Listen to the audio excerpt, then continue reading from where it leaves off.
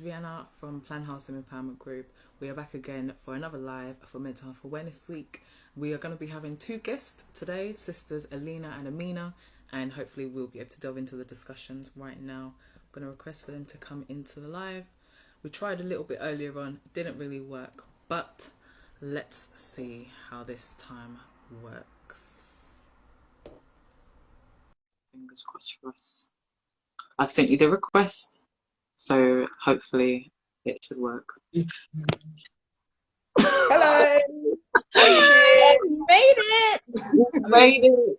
Thank you. I was like, no, this can't be the only day that it doesn't work. Sorry, hold on. My laptop's doing bits right now. It's going all crazy. Sorry, technically. Just hold that. Technical hitches happen. On this. We tried to do it via the laptop, But it's just not happening. but it wasn't happening. And now Spotify has started to play. Could you imagine? It's Friday. Well, Be Yeah. happy with it. that music exists. It's giving the ambience, you know. Yeah. Could you imagine? How are you both doing, beautiful ladies? Now we've got more music. We just have the soundtrack playing, really. Put it on mute. It's fine. It's because I keep leaning up against the laptop. There we go. Hi. Hi. There'll be that I could fit into the small phone screens. What we didn't really. I love it. You're so cute, though. It's You're so sweet now. Thanks for having us. Hi. Hi, Rihanna. How are you both doing? How's your day been? Relaxed actually. It's been quite relaxed. It's been a nice Friday. Good. I'm yet to go back to work, so I'm still on furlough. Hey, happy days.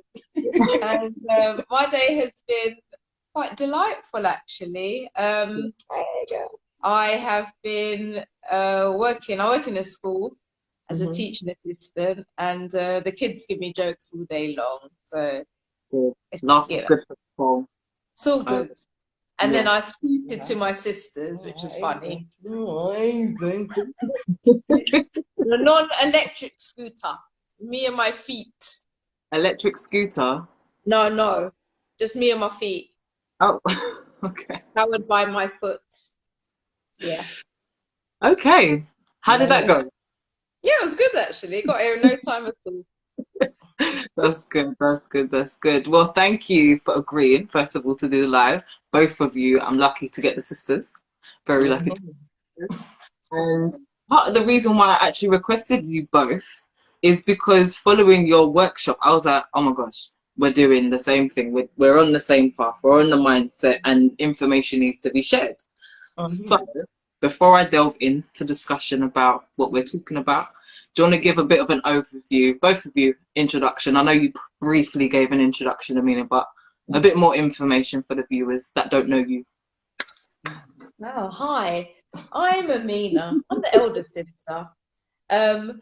I myself have been dealing with depression. Depression has been part of my life for most of my life since childhood. So I'm an expert in bouncing back from depression.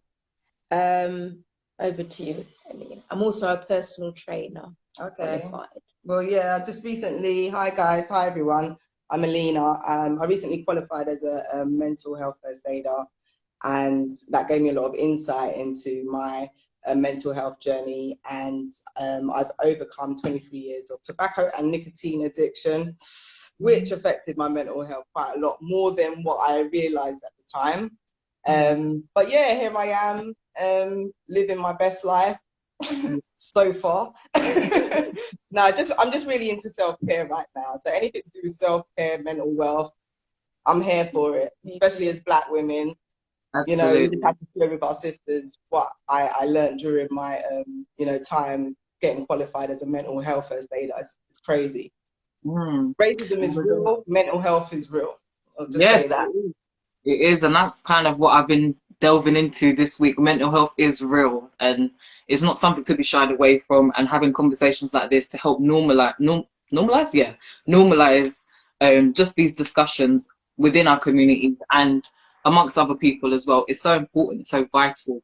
And what I was trying to say to the viewers before the live didn't want to work was I've been trying to tell a story through this week about not only people's understanding of mental health, but how mental health affects your friends and family, how you can raise awareness around mental health yourself, freedom and self-regulation. And obviously today is about education, and then tomorrow is going to be another subject about liberation, so to speak, and using your voice, Yeah. you know, overcoming the pain into power. So yeah, yeah. To the So mental wealth. mental wealth, exactly. So, ladies, I know that Alinah, Aminah, sorry, I'm gonna do this a lot. Yes, Okay, we're I'm used gonna to it. do this a lot. I'm not anymore. I'm not. We still get twisted. I mean, come on now. You know, Well, I'm gonna family. do it a lot. So, apologies in advance. But Aminah, you touched upon briefly about overcoming 23 years of depression. So, I know certain things can be a bit difficult to touch upon, but I appreciate you coming on this platform and discussing your experiences. So do you want to delve into a bit more detail as to what that entailed for you and your journey? Well, it all started. Okay. So for whatever unknown reason I can't really put my hands on, since I was around 10, I suffered with depression. Looking back, I'm thinking I was like probably like repressing a lot of my feelings, suppressing a lot of my feelings. And every depression just showed itself up every year in some form or the other. And that literally ate away chunks of my time.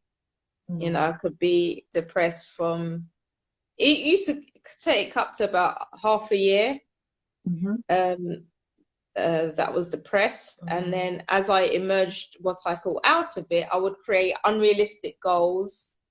And then that was like the beginning of the end again. And that's how I cycled. Yeah, It's by only not until, having those yeah, goals. it was up, you know, I was down, down, down, very down, as in I was very withdrawn from people, wouldn't talk to people, didn't even delve into my own feelings, lost my appetite, lost any sort of creativity, you know, I became like a shell of myself. So I was very like still, didn't move, spent a lot of time in bed, eating rubbish. That's how it affected me. And I really, every time I got depressed, I punished myself. I think I used food as that tool. I would sort of deny myself food. I wasn't trying to be thinner or anything like that. That's just It was like that was the self-punishment. last point of control. I could control what I ate. And then I used to say, well, you're not allowed this and you're not allowed that because you haven't done this, we haven't done that. And then, like I said, when I emerged from this very depressed state, which used to take up to 6 months of a year, I used to create realistic goals to try and make up for the time that I'd lost. So I'd want to learn not one language, but maybe 10. I'd want to. Yeah. It's not even funny. I wanted to go from A to Z in one leap. And I didn't realize I was doing this until very recently. And I had my last bout of depression, which was last year, like June, July till about Christmas. And yeah, Christmas time, I said to my mum, I'm not sure how I'll be Christmas Day. I really want to participate, but we'll see how it goes.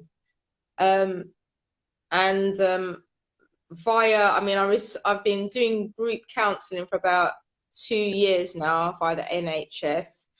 This time I was depressed. I still kept in contact with family, so that was, you know, I moved on slightly.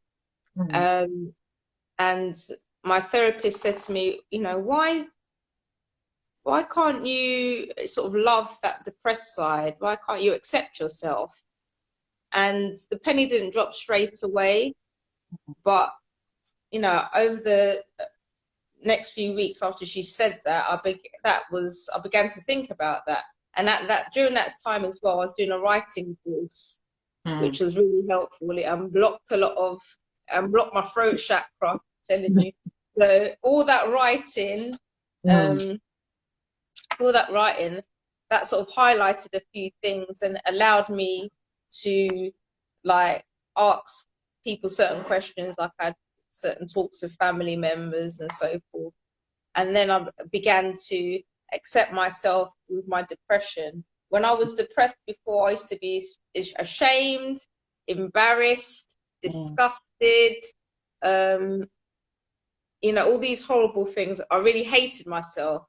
Really, really hated myself. So I distanced myself when I was well. I used to think, oh, that depressed side, that is nothing to do with me, you know, because I'm active, I'm cheerful, I'm sociable, all these things that depressed side wasn't.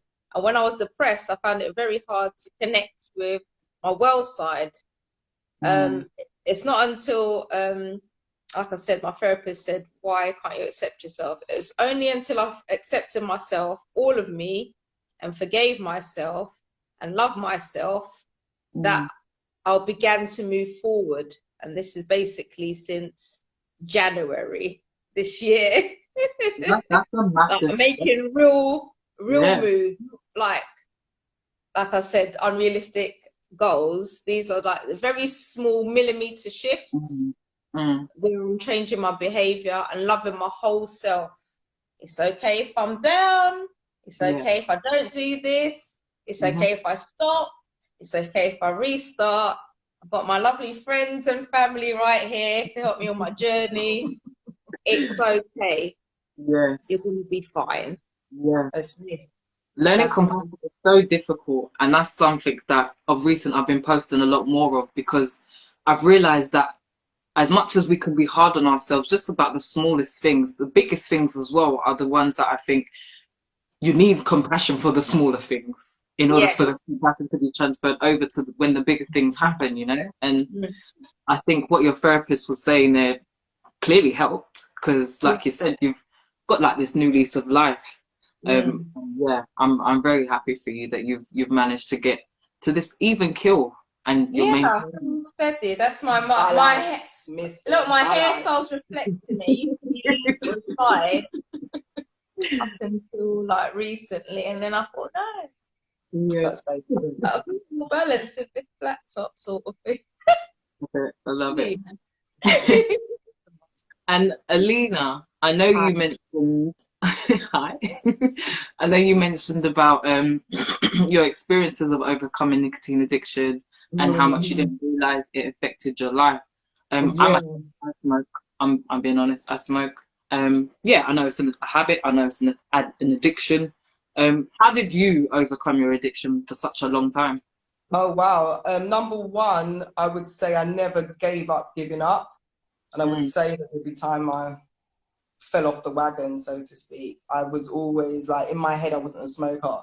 Do you understand? Yeah, I like a spliff, but tobacco spliffs are a different vibe from just smoking weed on its own, or eating weed or ingesting weed. I'm not anti-weed. I'm just anti-tobacco, because the effects that it had on my well-being was a lot worse than what I thought at the time. Before I was like, oh yeah, it's a habit. I don't do it a lot. I didn't do it a lot. I wasn't smoking 20 fags a day. It wasn't that kind of habit. It was buying cigarette or buying, well, first of all, it used to be chip, you know, just have a chip, and then you're buying whole boxes, and then you're smoking it on your break because you're at work now. And then you go, oh, I don't smoke cigarettes, I smoke tobacco. So you start buying high leaf tobacco and doing. But to me, it just wasn't beneficial to the life that I was trying to create. You know, I'm quite an active, healthy person, but it's like you're doing all these things, but yet you're smoking. So it didn't make sense in my head. I needed to be balanced. So I think I went to Antigua actually last year. I went to Antigua last year, and the kush was good. It was so sweet. When I came back, I was chasing it. I was chasing it a lot. And this is after, in lockdown, it got a bit peak because I had my weed man's like bank details. I was like, I've done it. Don't know about anyone, but I usually just pay cash, you know what I mean? I didn't bank details, so I knew I'd come to a point. Definitely gonna But the die. thing is, when I came back from Antigua after smoking such good weed, I took, the weed here is like, to get that. And I wasn't willing to pay that much. So I think I just had enough. I just had enough. 23 years, I was like, this is it. This has got to be it. And I just had the time because I was on furlough to just do everything that I needed to do, part of my self-care tools, my yoga, my salt baths, just meditation, just doing nothing and just spending time with myself. I journal, Don't worry, I went to Shea Butter. So all these things that I was doing, I was really in my groove, just getting balanced. And I focused on the food aspect because I'm a bit more disciplined with food. So by falling back in love with food and cooking and everything, that's what made me think, not smoking tobacco became easier. And the other fact is I was actually diagnosed with COPD a couple of years ago. So I had to fix up. I do think that was more to do with pollution because I was doing work that I was on the streets in central London. However, it was either I stop smoking tobacco now or you're going to die at 55. It's real. COPD is debilitating. It's a real. I learned that probably 2 years ago. Actually, I learned about COPD.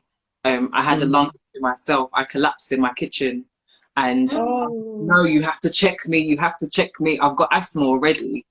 My one's environmentally induced asthma from living in poor conditions from previous times.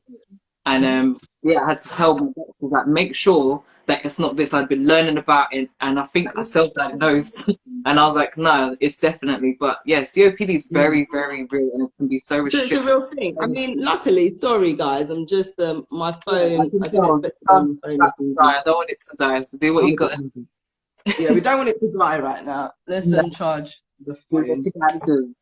Careful, man, that water. It'd be good if you put it in the right port. That would be good. All All right. right, we're back. We're back. Fine. We charge. Doesn't like. You all good? Good. Yeah, we're good. We're good. We're good. We're gonna have to be. Sorry, guys. I tried to do it on my laptop, but my laptop didn't accept the I don't live. think you can do live on laptop. I don't know why, but I don't know. It's all Strange. good. Yeah, even closer. I know, innit? Even closer. But yeah, so yeah, I just never gave up giving up, and medically I had to do something, so I had to put my big girl pants on. Absolutely. Properly, Yeah. And given the fact that you're both sisters and you both had your own personal individual issues going on, how did you manage to support each other? Because I myself have got a sister, and sometimes I'm like, do you know what, when I'm going through my things, I'm just gonna be by myself, go in my corner, I'm not gonna disturb your life. But I realize over time that no, it's actually a support mechanism, having people around you that you can speak to that are, they don't even have to be family, but can relate and help and support you in some sort of way. How did you manage to balance that out with your own personal issues that you're dealing with? Well, the village is necessary. You got to have your support network. It was difficult for me watching my sister go through what she went through. I can't say that at the time I totally understood what was happening with her. And for me, looking on, it's like, why do you hate yourself so much? I was just questioning what was going on. Like, it's hard. Yeah, it's just baffling. We grew up in the same household with the same parent. It's just like, almost like, what's wrong with you? I just wanted to shake her at times. It was hard, but, over the years, and I think really going through that mental health qualification, that really, really opened my eyes even more so. But we've always been there for each other. We've always spoken. We've always been close. We haven't had many major arguments as adults. No. We've got supportive parents as well. Well, at times, Daddy Dearest, but he's still supportive. We love you, Daddy.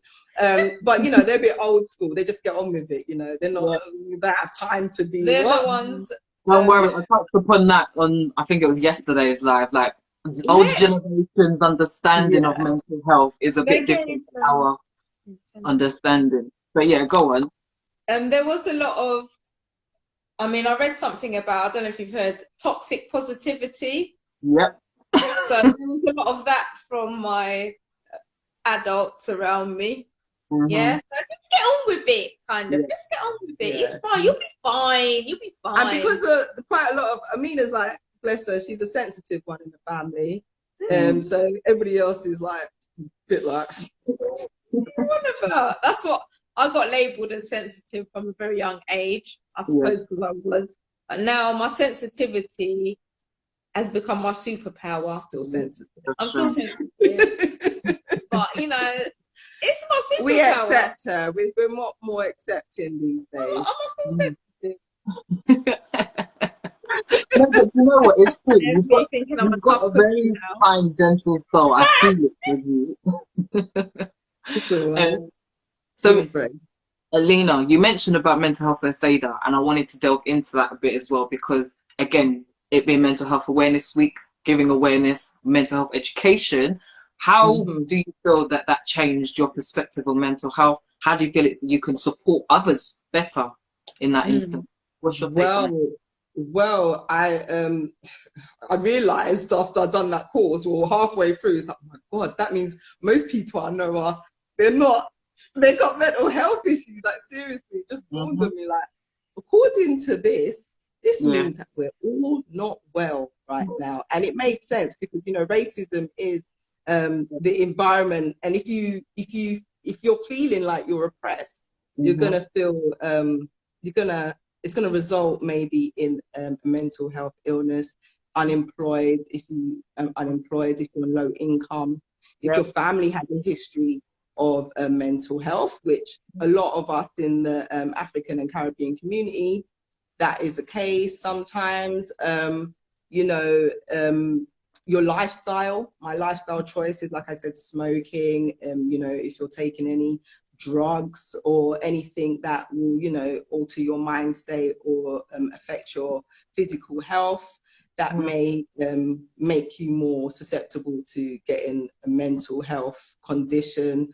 There's quite a few things on that list that made me think, wow, I've ticked so many boxes. We're not, not to mention bereavement, like I said, divorce, marriage can cause, even just biology, just your biological makeup as well. So there's so many things. What's going on. So there's so many factors, and what dawns on me as a Black woman, we tick multiple boxes. And when it made me think, well, the mental health statistics that they quote in the West, i.e. UK and America and stuff, that means that we must be the highest, because if we're more than double, Black women are more than double more likely to get a mental health condition such as depression or anxiety. I said, so it's us that's making the mental health statistics so high. And that's when it dawned on me, I have to do something to help. It just came out of, I woke up, like most of my best ideas come out of me. And it was just like, my sister mentioned to me a week before about mental wealth. And I said, oh, I like that term. That's a good term. And I woke up one morning, mental wealth just came into my head. And I started writing the Eventbrite invite. I told my sister, I was about 6 a.m. She goes, yeah, I'm in. I said, yeah, I knew you would be in. Let's do this. And that's how it came. And then I shared with the people that turns up, because we've done about 3 or 4 workshops. And, well attended as well. It was really good. The response was really good. And I just shared with the women there the things that I had learned. And I just put it in a way that it would relate to my sisters. Because, like I said, if we're not being diagnosed, or if you're not so bad that you feel like you need to seek help, then how better are you? It's Yeah. like we want to increase it. We want to increase your, being able to increase your mental capacity, your mental wealth. We like to say mental wealth because it should be an attainment thing. It's an abundance thing. Yeah. Your mental should be, it's where we find our joy. It's the infinite possibilities of how many things you can add to your mental toolbox. Yeah. And I think it's just, it's political for us. It is, because, free your minds.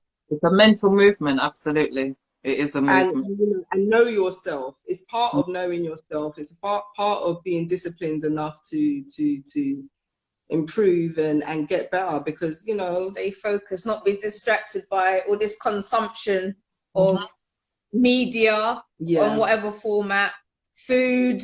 We're going down the American route. You can't just buy a small packet of crisps now. You can't just buy one, one lid, because that one is 80 pence, one Kit Kat, and 4 Kit Kat chunkies are £1. She's a chocoholic, so she's obviously got beef prices. But yeah, do you see what I mean? They're trying to. You're right, though. You're very right. All these things are there to distract us from the right path of being a tribe, being a village. They're trying to shut us down with like being alone, playing on the game alone, being on your phone alone, where we have a village. We need to reconnect like the times of old, or people that are in. But yeah, reconnection is the thing. But we can hear we're getting a bit passionate about it. No, but you have to mental wealth, man. Mental wealth is real. Let's go get our wealth. When talking about wealth, if you could be mentally wealth and optimal health, mental wealth, optimal health. Yeah. Is that going to be your slogan, for your next workshop? Yeah. Mental wealth, optimal health. I love it. I love it. And it's true. Literally, you're investing in your mental state, like wealth building exercises, like reading, meditation, keeping calm, even elevating yourself, making sure your pleasure pathways are ignited every now and again. Pleasure pathways. I'm here for joy. I'm here for joy. Don't steal my joy. I love that. Pleasure pathways. I think it is. But it's true, all of this is wealth building exercises, and it's all, impactful for your mental wealth. So like today, I label it Freedom Friday. So even in relation to mental wealth, you're unlocking the freedoms that can be in your mind, in your heart, alleviating yourself from suffering and stress. There's no need for it. And again, it's a mental wealth building exercise. But speaking of mental wealth building exercises, you mentioned journaling. Yeah. That's your thing, sister. That's your thing. Now, I want it to be my thing. I don't even have one of them near me. But when I read I'm an avid journaler, I was like, oh my God, you're my sister. I know, writing sister. We like to write. You like to write too. Word, sound, and power. That's all I have to say on that. Journaling is my thing. I love to do it. I trained as a journalist as well, so I've enjoyed writing and stuff like that. But not hearing my voice, seeing it about, makes you want to write more, and especially after reading Audre Lorde. Thank you. Oh, man, that woman changed my life. I was like, okay, hear me, I'm here. Yeah. Sorry, but that is, you got to speak from the depths, and if you can't do that for yourself, you're not going to do that for anyone else. Yes, Audre Lorde is one of the authors that I got introduced to at uni, and then I was introduced to Bell Hooks, and I was like, oh my God, I think I've got about 6 of her books now. Like the one All About Love, it changed my whole perspective completely. It literally is called New Visions of Love, and I was like, I love myself so much more now. You got to send me the link for that book. I would love to read it. I've read it probably about 3 times. Honestly, it's one of them books you can, and I read it in a weekend. And I'm not a fast reader, I'll be honest. Going back to journaling, this one, so I had written out an acronym a little while ago, and when I saw you had mentioned journaling, I was like, okay, let's see how this resonates with you, both of Okay. you, actually. So the acronym is journal. So J, justified and judgment free. O, openness to explore. U, understand new ways to feel. R, understand the reality of your situations. N, Okay. needs and wants safely explored. Oh A, yeah. assess the risks in your life.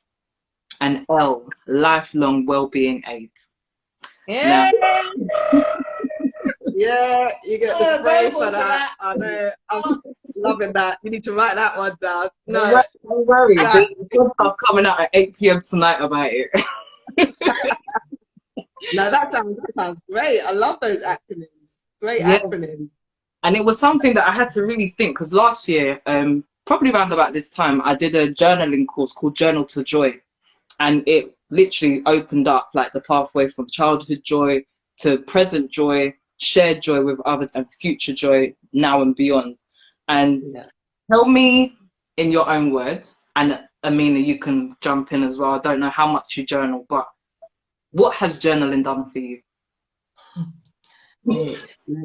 Journal. I started my Don't cry. first journal when I was 6. Yeah, I was given my first diary, and I remember my first entry. I said that I went to school on the 41 bus this morning because that was a thing. Because I just moved to Tottenham and I was still going to my old school, and I Mm, remember writing that. So I was 6 when but it wasn't until I was really a teenager I started writing in my journal, and I still got my teen journal. Even my daughters read that, so it's good that the next generation can read how I was at her age. And I didn't realize that it was a tool for self-care mm, until I couldn't afford counseling, and I've mm, been to counseling before. I paid for it. I done it free. But at the time, and this was about 4 years ago, I was in a situation where I really wanted it. Didn't want to go to NHS because I hadn't had a good experience with that. So mm, I wanted to pay, but I couldn't afford it. Could not mm, afford even the discount is. I couldn't mm, afford it. I was like, wow, this is how deep it is. So mm, I really had to go. Okay, journal, mhm, let's go. And there was a period in the last decade where I was because I restarted again as an adult. I was doing it in my 20s, but in my 30s, I started back to 2014, but I mm, was writing on my phone. I was doing it on my notes. And then about 3 years after doing that, in one swoop, I just lost it. I mm. pressed the button and I'd lost a lot of journal. Oh, And I was like, okay, I need to oh, go old school. I need to take the pen to the yes. paper. And I Yes, it's find that that it's a heart, different, it's that heart connection. I feel Yeah. that writing from pen to paper, you definitely. have that heart connection. And since then I realized after journaling for a year, I had to journal myself out of that situation because I Mm, got myself into a bit of a situ. And I was like, wow, I know more about myself. Oh my Self-reflecting, God. and like I said, I'm self-counseling. self-aware. yeah. I mean, self-counsel is one of the 42 arts. It's one of the laws of the 42. You Yeah, know, educate us self-counsel. today, girl. That's right. So I self-counseled myself and I became self-aware. And then I done Mm, that summer, I think 2018, 2019. I done some workshops locally on journaling for self-awareness because mm, know thyself. I was like, hey girl. mm. Let's just clarify that. You are the one that created the workshop, didn't you? Yes, I created the workshop, journaling for self-awareness. And I created the mental wealth one, obviously for health, but it was me. Yeah. I say that? Oh my God, that's so cute. It's cringe. Because you mentioned it, that's what No, Your face was but you have to. I'm just because people might think you attended the course, Oh no, but I hosted it. I she wrote it, created. and specific. it was top 10 tips for journaling for self awareness. So Oh, yeah, good. Are you going to roll that it's out great. again?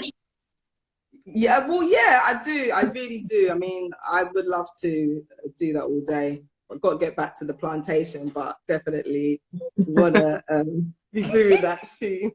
Yeah. Stop it, stop it. And Amina, do you have any experiences with journaling? Do you journal at Oh, all? yes.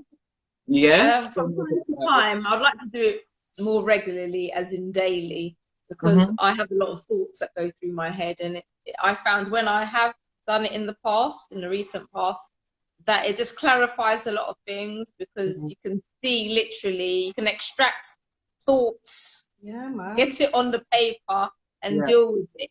I'm Yeah. sorry, I just don't know how I would cope if I Emotion. didn't. Oh, If I mate. didn't do it, I would actually be a mental wreck. I don't know how people. I need to pin them thoughts down. I need to have the plan. I need Yeah, to know where I'm going. It just helps it just helps. Yeah, solidifies and learning lessons. I mean, I've had to learn a lot of lessons in the Mm-hmm. past decade, especially. So And they're if hard lessons to learn. okay, and if I don't move forward in a way where I have learned and I can apply these lessons to my life, Mm. no, Mm. we're just sliding down. down, down, down. Well, Well, as they say, if you keep repeating the same actions and you get the same outcome, that's the yeah, definition of insanity. So, with that being Exactly. said, I know there's been a lot of work and discussions around grounded techniques, and I would say journaling kind of falls under that as a definitely, grounding tool. Um, but definitely. do you have any other tools and techniques that you use to build your mental wealth and to keep your Ooh. mental health stable? Oh, what do Some for you the use, man? listeners and the I viewers. meditate, Hmm. not for long. I Hmm. meditate, It doesn't have to be for like long. first thing after I have my water, I sit Hmm. down in front of my mirror with a big blanket, close my Hmm. eyes, and I meditate. My meditation involves just gratitude, Mm. being grateful. So, I just say to myself, I'm glad that I'm able to hear my thoughts. I'm glad that I'm alive. I'm Breathing. grateful that I can breathe unaided. I'm Hmm. grateful that I can see. I look outside. I'm great. It just simple things that I'm grateful for my family. And Mm. then I have a moment's peace. So I don't know, it's just a few minutes. Hmm. It's Mm. just a few minutes. I have so many tools. And you can meditate anywhere. You don't have to Hmm. be sitting down in a quiet place with your Yeah, legs would you crossed, like to? listening to Zen music. Yeah. Mhm. So you can just take a few seconds to just be still and breathe. Yes. Yeah. Any time of the day. So don't think you have to be in a certain situation to Mm. do it. Just make the most of whatever situation you have. And Mm. you might have to say to yourself, I just need to hold a med Mm. for a minute. Give me a minute. I hold Yeah. on. Give me 60 I hold seconds. on my daily. I've got so many tools in my package that range from the journaling to doing the yoga, Mm. just breathing, like holding the meds, eating well. I have to Mm-hmm. make sure I eat well. If I don't know what I'm eating, it could make me a bit anxious, and I don't want to turn into hangry leans. Doesn't work well. Mm. So I like to plan what I'm eating. I eat well. I have my juice. I have my part of my medication is cannabis. So Mm. I ingest it now. I make it a bit more ritualistic and it's more fun Mm. now because I don't feel like I'm abusing it. Mm. Also, what else I do? I do fun stuff. And then I do nothing. And I Mm. don't feel guilty for it. That's another thing. Yeah. Salt Just baths. do Looking nothing. forward. You had rose petals in your bath the other I day. did She have had rose. rose petals in her bath. I like to care for my plants as I'm building up my jungle at the moment. And I got a Oh. cat last year, so I'm a cat mama. And all these things, seeing friends and family, Mm. they've they all part of the tools, man. Yeah. Yes, and gardening, that's another thing. Thank you. Gardening. Cool Thank for you. shouting that out because Everything up to recently, Doronical. Thank you, Doronical. That's it. yeah, because in the past few years, I've been volunteering in the community with my friend who is a horticulturalist. So that's Yeah. been fun. And she's recently started a project called Women Leading with the Lands that starts officially tomorrow. So Wonderful. Tell yeah, us. 'Cause again, linking it with Mental Health Awareness Week, the theme definitely. being nature. Go ahead. Mhm. Tell us some more. Definitely. And when we're on the land, it's so, meditative. You're Mm, there, you're present, you're in the soil, you're planting. Your intention has to be pure, it has to be one of love when you're dealing with nature. If you want mm, it to grow, you need to have good intentions, man. yeah, That is yeah. what I've learned. And so just being able to be part of that with Sandy has been a really great for the self-care. Yeah, that's amazing because you're actually sharing that experience with others Yeah. and you're connecting with nature. Like your hand is literally Hey, girl. in the mud. Are you not part of the I'm project? I love it. Are you part in of the my project garden. in your garden? Um, so I like to be active. Like I said, I'm a personal trainer, Yeah. which I'm personal training myself at the moment, let's be honest. Yeah. So I've incorporated that back into my life. I go for a run in the Mhm. morning. When I say run, I mean a sprint that Oh, takes about 30 seconds. It's probably not even 100 meters, but it's no. down the A406. Yeah, yeah. It gets the heart beating though. Yeah, That strong burst, that yeah. high I just energy. want to get my heart pumping, and Hmm. then I come home and I do some weight training. I've got my weights there. So Hmm. depending on the time I have, I just think at least do one of each. One Yeah, rep is yeah, better than no reps. yeah. So today I've done Absolutely. 3 reps. Yeah, Yeah, that's all I needed. Yeah. You know, Yeah. 3 squats, yeah, 3 lunges, three yeah, bicep curls, yeah, and I can say that I've still done it. Yeah. And I yeah. had a lovely stretch afterwards, and I like to have a nice bath as well and Mm. create that mood, that ambience with. Excuse me. I like to create that. You have baths with your rose petals. She's bringing nature indoors in I her know. bath. I would say anything that brings you joy, just add it Yeah, to your self-care Yeah. What routine. makes you happy? Having a nice bath with all the trimmings, whatever they may be for you, candles, music, I love that. The bath with all the fragrances. trimming. Yeah. But the basics are, like nutrition, breathing, Mhm. stretching, being in some kind of meditative Yeah. It's like vibe. how can you nourish yourself? What are Mm. the things Yeah, that nourish you, food yeah, wise yeah, and otherwise? Yeah. That things that you can see. What are you watching? Because yeah. if you're watching something disgusting, I don't know, like pimple popper Mm. or a horror A movie. pimple popper. I know What I you love talking pimple, about? but if you're consistently watching maybe a lot of negative things, aka the Mhm. news, you might Mhm. find that you get a bit down. So Yeah, try to watch things that have the opposite effect and that are uplifting. yes. Surround yourself with things that uplift you and Media. bring smiles to your faces. I've just recently Working started on joy. skating Yeah. Bring my thanks to skates. sister here, Alinah. She had some skates, and I said, "I'll have them." Yeah, And I skated around the Emirates Stadium with my daughter last week. It yeah. was so much fun. It wasn't about cardio. It wasn't about getting my legs more toned. It was simply just fun and Yeah. funny. Yes. That's what it was. Yeah. It brought me joy. Yes. That's good. You That's gotta what we do should things be for doing. the That's mind, good body, for the and soul. Yes, mind, body, and soul. Absolutely. The free. soul. Yeah, you can't do one without the other. You can't do one without the other. But wow, you've given loads of tips, loads of tricks, loads of everything. I'm gonna go through the comments and see if there's any questions that anyone has for you all. But I'm seeing lots of hearts, lots of laughter. You've had the Thank you. Thanks. Love is received. We've got some claps, we've got some hey guys, some hit Yeah. workouts, and then my mentor says 3 is the magic number. So mind, body, soul. Absolutely. So we're going to round off here. Do you have any lasting words of advice and encouragement for our viewers for Mental Health Awareness Week? I would just want to say, love yourself where you're at.